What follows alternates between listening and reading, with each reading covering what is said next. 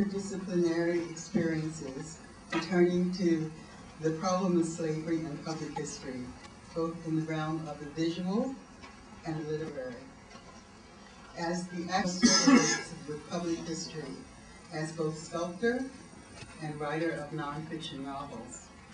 When I say public history, I mean the agreed upon consensus of a national identity, which is communicated in thought and deed to the current and next generation as truth. Public history is the accumulation of all the mythologies, definitions, commonplaces, taboos, and illusions that make up the nation's psyche. As a writer, I back into the issue of slavery and the public by default. I discovered the Thomas Jefferson Sally Hemings liaison 25 years ago and wrote Sally Hemings, a novel, a book which, amongst other things, challenged public history and raised the ire of all Jeffersonians. As a sculptor, this accident led to a whole new literary career of illuminating untold, unknown, invisible subjects left behind by public history. And finally, of course, to the DNA denouncement of and verification of the Jefferson liaison in 2000. I didn't have the impression that I was writing, when I was writing, that I was producing an act of resistance to history, as historians write history. I only said to myself that there were things scientific history had overlooked or forgotten or never write about, which for reasons as important as liberation should be written about. And it is perhaps a mite ingenuous to even pose the topic of this conference, to which we already know the answer. Why is the subject of slavery avoided in written, oral presentation of the history of the United States? Why is it still so taboo, still so painful, still so present? One might even say omnipresent, since there was a racial basis for slavery in the Americas, and the legacy of Black presence, which served as a basis of racism in America, remains. Slavery is at the very core of American history, almost to its defining moment. The spook, so to speak, is set at the door, and who, by its very presence, evokes all the contradictions of our national narrative. A national narrative perfectly devoid of any reference to the Black presence slavery represents. It can be said that there are no errors in history, only consequences. And the consequences in this case is the obligatory elimination of any trace of our national secret, the birth of white freedom in the bosom of a slave society, with all that that implies in self-delusion, lies, misinformation, guilt, mental acrobatics, and total amnesia, in order to render this knowledge compatible with our American dream, national image, and the idea of a white man's country. Because slavery and the persons who were subjected to it were necessary to the creation and survival of a viable United States as a nation and an economic entity, in other words, a raison d'etat, it was held permissible, even defendable, to retain and protect it. In order to do this, a theory of invisibility was based upon dehumanization had to be invented. This was done in two ways. One, psychological brainwashing, and secondly, the invention of racism, the exact opposite of the Patriots' creed of equality, liberty, and independence, had to be kept secret. To mention slavery at all was to ensure discomfort, guilt, confusion in the minds of both the victims and the perpetuators. The institution was untouchable. Founding history had to be virgin, without slavery and without the Black presence. which in turn created a rhetoric all its own. And the best guarantee of this rhetoric was silence. A cloak of silence was invented around this untouchable institution, allowing the United States to begin its life an innocent, void of slavery and the contaminating black presence, which was at the time 1/5 of the colonial population. In other words, this black fifth negated the virginity and purity of our origins and national myth. The amazing sexual overtones of this are, of course, present everywhere in racist camps. The myth of a new country born of love and desire for freedom, tolerance, innocence, equality, and immigration, giving you a poor, tired, weak, etc., was superimposed on this same new country that still retained chattel, hereditary slavery. Americans have fought 3 wars over slavery: the Revolutionary War, the Civil War, and the Civil Rights War, each successive war containing the seeds of the preceding one.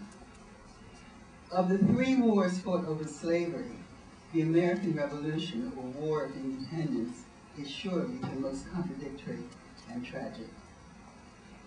In 1776, in a country of 10.5 million colonists, 1/5, or 2.5 million, were black, slave or free, north or south. A fact hardly mentioned in the annals of revolutionary history. Independents, with a few exceptions, like John Adams and Benjamin Franklin, were slaveholders. Who were these blacks in America before the Revolution? And what were they doing, saying, and thinking during the 6-year war? Moreover, what were the Patriots doing or saying about them? And if they were invisible, insignificant, and negligible historically, why were the Patriots going to war with George III over the fact that he intended to abolish slavery in his American colonies, as he had in England? The War of Independence was fought to preserve the institution of slavery in America, both North and South, because victory without slavery was not believed to be viable.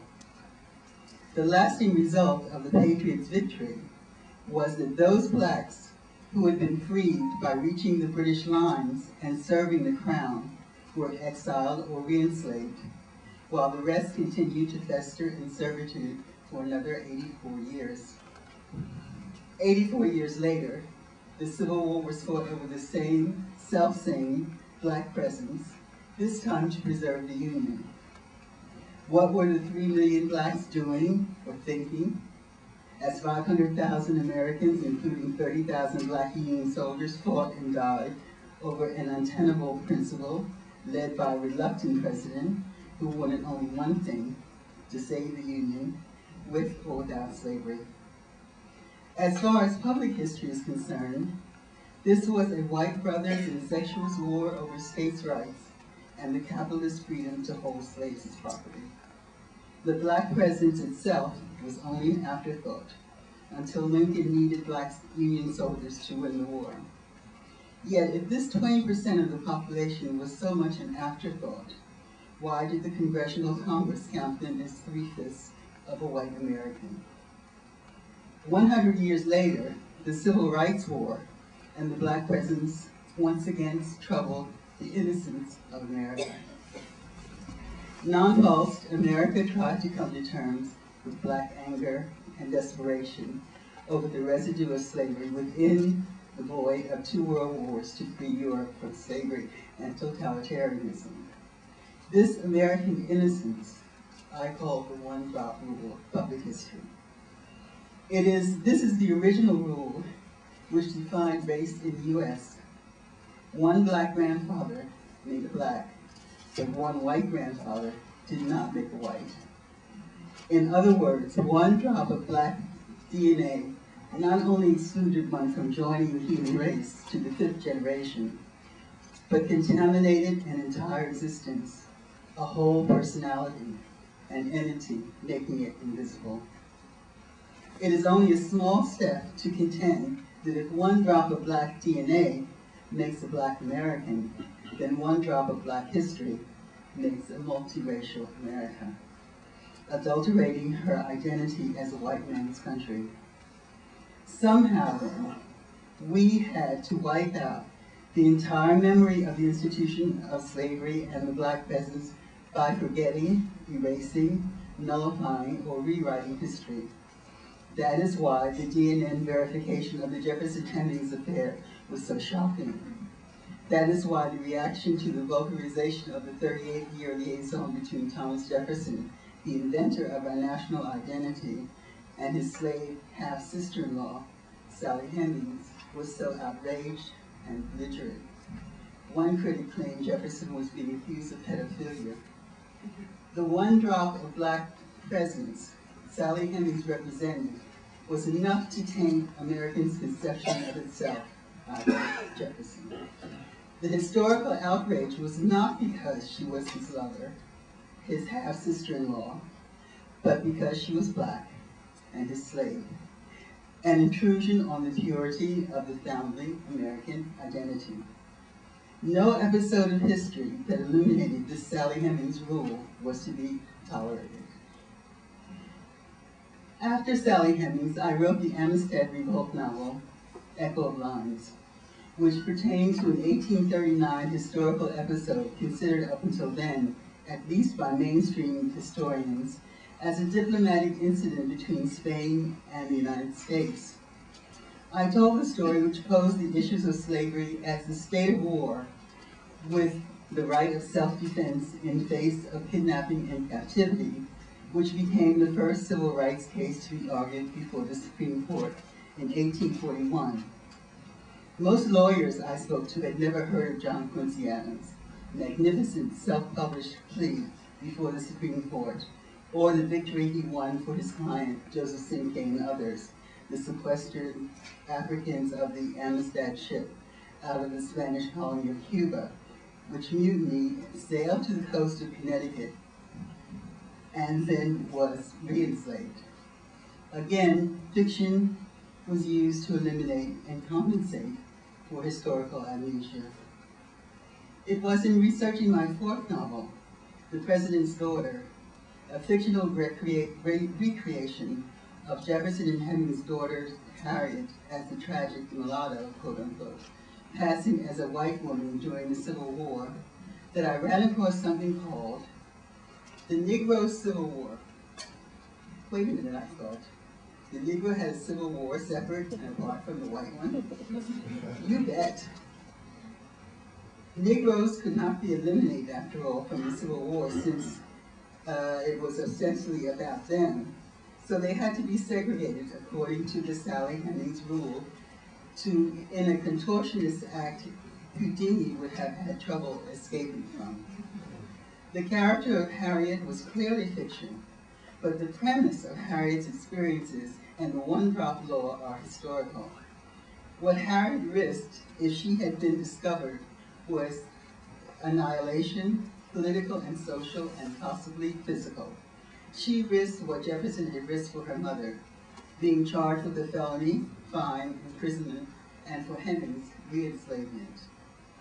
The President's Daughter was basically a book about miscegenation, disappearance, and identity, both hidden and double. A woman whose double life left her no identity, and whose sons fight in the Civil War to free her without knowing her real identity or theirs, discovering her deception and the one-drop rule. This lack of affiliation, these double or triple identities, are the hallmark of Black existence in a country that does not recognize allegiance.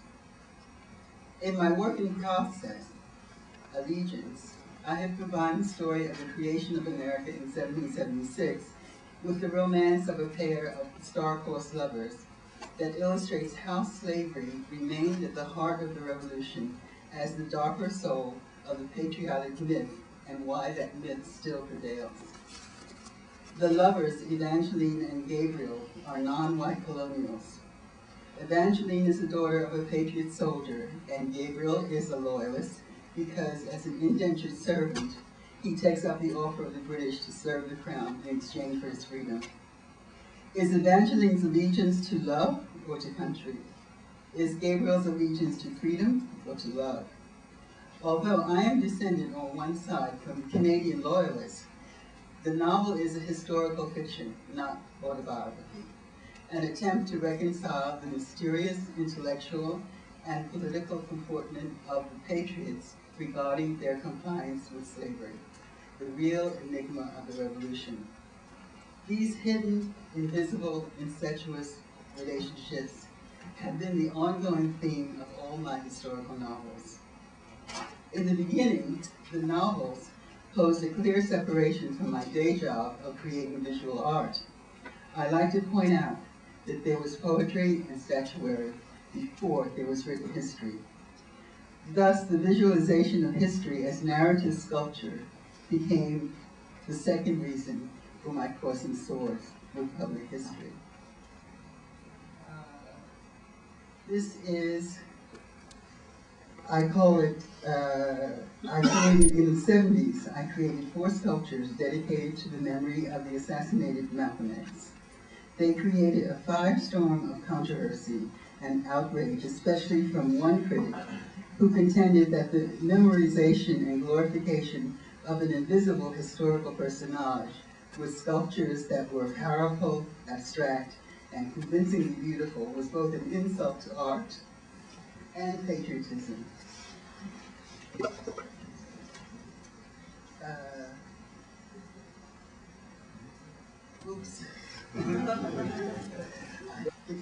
The contention was that nothing in Malcolm's personage merited this kind of beauty, and the only narrative ugliness and brutality was suitable to Malcolm's historical image. In other words, the black presence, even in American art, was not to exist, nor could it be, by definition, beautiful or have anything to do with the classicism I evoked. The critics were adamant. Only primitivism and folk art could express the black presence. Despite this, I went on to the creation of a memorial to commemorate the 10,000 African Americans buried in New York City's 17th century African burial ground.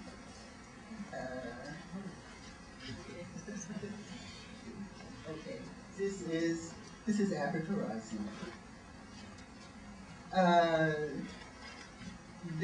The African burial ground stretches under Wall Street, through the financial district to the federal building on Lower Broadway that houses the CIA.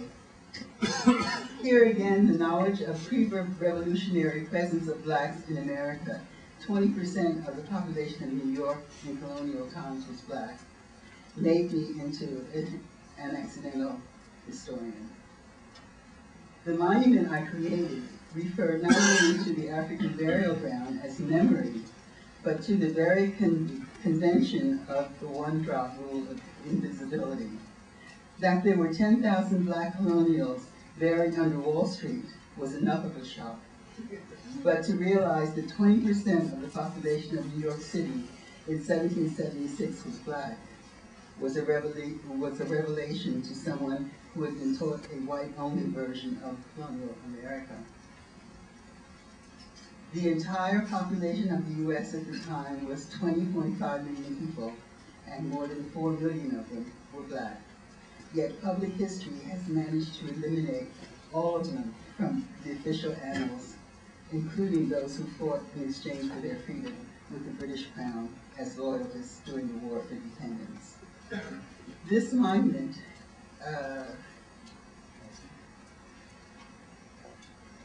I did it. This monument stands as I speak at 290 Broadway, in the lobby of the federal building that houses the CIA, and it sometimes appears in the background in television shots of the CIA entrance with its gold disc embedded into the floor of the marble foyer. The memorial, called Africa Rising, consists of a cast bronze 18-foot winged Nike inspired by Sarah Bartman, the South African herdsman also known as the Hottentot Venus. This was, by the way, before I had any idea that I would write her story in novel form 6 years later as the Hottentot Venus. This woman, whom I call the mother of scientific racism, was exhibited in Europe as a freak upon whose body Georges Cuvier, the French naturalist and the physician of Napoleon Bonaparte, invented racism. I, in turn, glorified that same body by giving it wings and turning it into the classic Greek Nike. Oops. Oops. 1 or 2 minutes. Okay. You want me to go back? Can we go back to? This is another vision of, yes, that one. This is how it appears. This is how it appears in New York on Lower Broadway, and this is a detail of the Nike. And this is my own ongoing project, which is the Middle Passage Project. Many years ago, during the Clinton administration, I proposed to the President for the city of Washington, D.C., a memorial to the 11 million victims of the Middle Passage, as the Atlantic slave trade was called, not as a gesture of accusation and protest, but as a means of reflection, memory, and the true meaning of the Black victims, their deportation, and would serve as a place of pilgrimage, reflection, and meaning. The key concept here is memory and collective memory. I have since revised that proposal, transforming it into an international monument and headed and protected by UNESCO as a World Heritage Landmark to celebrate the 200th anniversary of the end of the Atlantic slave trade. And this involves many countries, almost all of Europe, Norway, Holland, Spain, Portugal, France, Belgium, as well as Great Britain and the United States. Slavery was, in fact, the first global mystery.